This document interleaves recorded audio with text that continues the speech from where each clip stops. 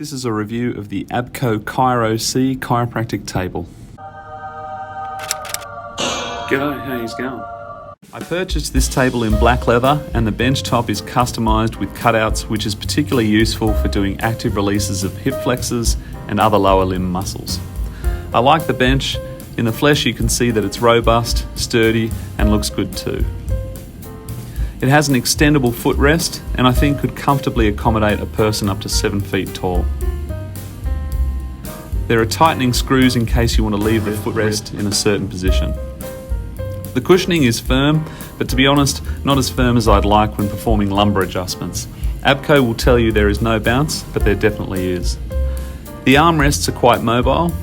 The arm frames swing and the cushion rests on top also swivel to adjust for comfort. Unfortunately, I'd say the armrests have been designed too far towards the headpiece of the bench. I've found that shorter patients are having to reach forward when lying down to rest their arms, and it just looks less comfortable than what it could be. You can raise or lower the armrest position at 3 settings, which is great, but it'd be an improvement if you could slide the position of the armrests forwards or backwards along the bench. Depressing a small lever on the undersurface of the headrest allows you to raise or lower it through quite a large range of motion. Beware, the face paper roll mechanism is an optional extra. You need to specify that you want this when ordering your bench. I wrongfully assumed it came with the bench and ended up having to order it separately and then install it myself. Annoyingly, it didn't come with any instructions, so I had to install it flying blind, and since then I've confirmed that my installation job is satisfactory. The guillotine section, where you tear the used face paper off, becomes loose the more you use it, and I have to tighten a screw to stop the paper from retracting when people are lying on it. I've found the paper slides out of place quite easily, and this is frustrating when patients are moving up and down in the supine position. An interesting feature of this bench is the slightly raised neutral position of the headpiece section. I'm not sure exactly why the bench has been designed this way. I can only assume it's been done so as the designers felt that this is actually a more comfortable position for the patient when lying prone. In its lowest position, the bench is 47 centimetres high.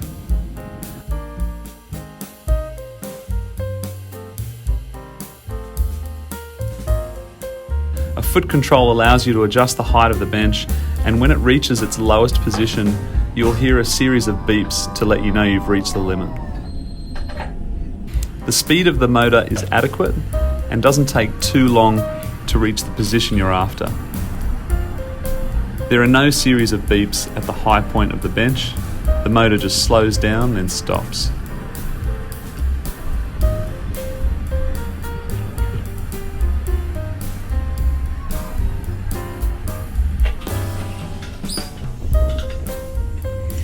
In its highest position, the bench is roughly 88 centimetres. I also added a hand control as an optional extra, as I like to be able to control the bench height when working at the head of the bench without having to get up and use the foot control. The hand control actually has a hook piece at the back of it, which is meant to be hung from a metal loophole at either side of the bench.